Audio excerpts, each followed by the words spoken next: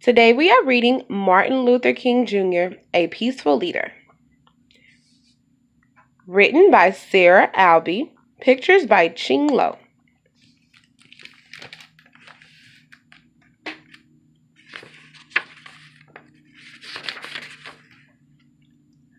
Martin Luther King was born in 1929. He and his family lived in a pretty yellow house in Atlanta, Georgia. His father was a minister. There were lots of books at home. Young Martin was a happy child. But as he grew older, he realized that black people and white people were not treated the same way.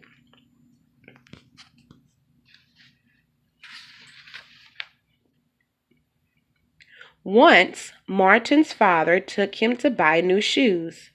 A white salesman asked him to move to the back of the store. They left. Another time, Martin accidentally stepped on a white lady's toe. She slapped him and called him a bad name.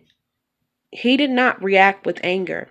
He believed that bravery meant peacefully standing your ground.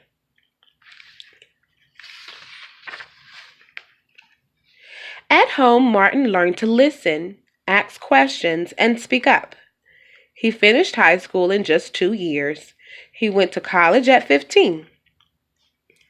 Then he continued his studies. Should he be a lawyer, a doctor, perhaps a professor? Martin chose to be a minister, like his father and grandfather. He earned his Ph.D. and became Dr. Martin Luther King.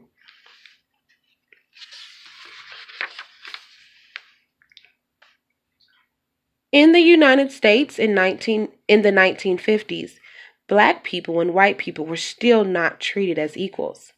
Separating black people and white people was known as segregation. In some states, there were separate and not as nice bathrooms, playgrounds, and schools for black people. Black people had to give up their bus seats for white passengers.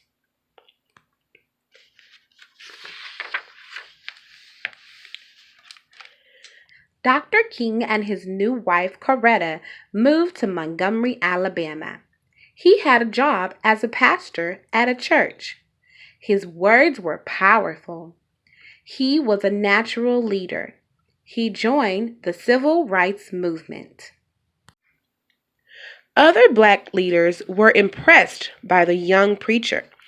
They thought he would be a good person to help lead their cause.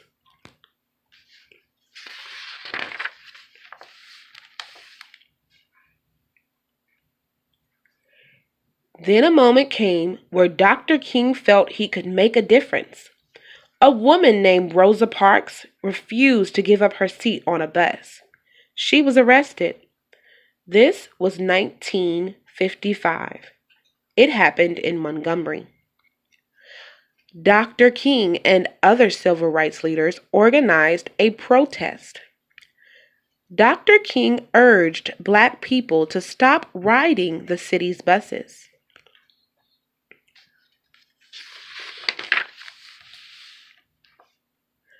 For 381 days, most black people stopped riding buses to work.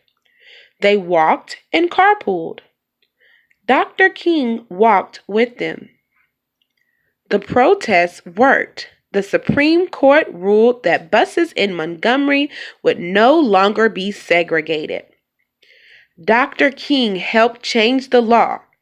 He had changed it peacefully.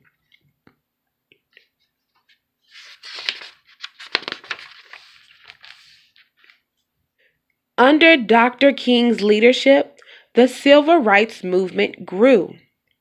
Black people bravely sat down in whites-only restaurants. Black children bravely attended whites-only schools. Black people and white people marched together. They kept protesting unfair laws, and they did it peacefully. See, their sign says, "We want equality. End segregation now. Equal rights for all."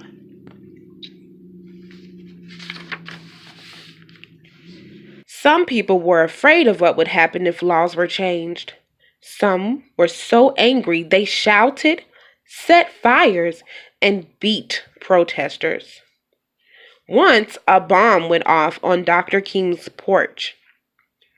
Dr. King and other leaders were arrested many times.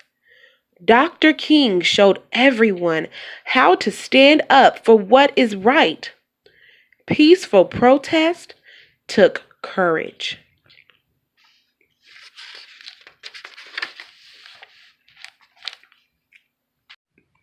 In 1963, thousands of people marched in Washington, D.C. Dr. King gave a powerful speech. The world watched him on TV. In 1964, Dr. King won the Nobel Peace Prize, a reward for his work to create fairness without violence. Then one day in 1968, a white man shot Dr. King. Dr. King died the next day. Millions mourned him.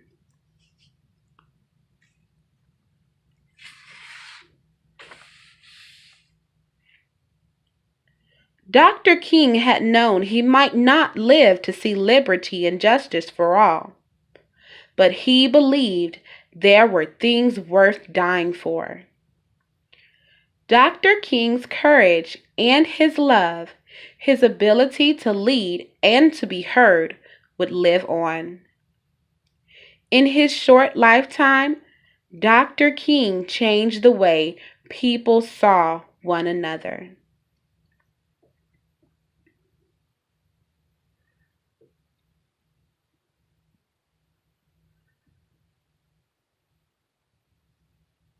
Happy Dr. Martin Luther King Day.